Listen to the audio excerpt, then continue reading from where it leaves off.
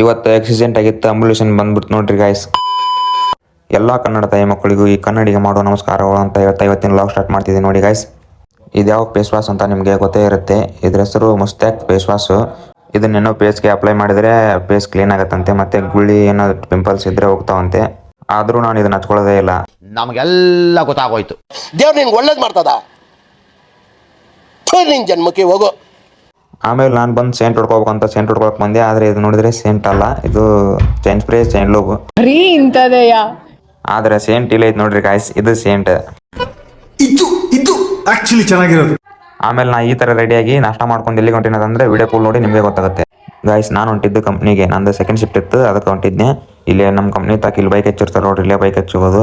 ಕೊನೆಗೂ ನಮ್ಮ ಕಂಪ್ನಿ ಬಂತು ನೋಡ್ರಿ ಗಾಯ್ಸ್, ಇದೆ ನಮ್ಮ ಕಂಪ್ನಿ. ಗಾಯ್ಸ್ ಯಾರಿಗೆ ಆಕ್ಸಿಡೆಂಟ್ ಏನಾಗಿಲ್ಲ, ನಾ ಸುಮ್ಮಂಗಂದೇನಿ. ನಮ್ಮ ಕಂಪ್ನಿ ಒಳಗೆ ಎಮರ್ಜೆನ್ಸಿಗೆ ಅಂತ ಅಂಬುಲೇಷನ್ ಇತ್ತು.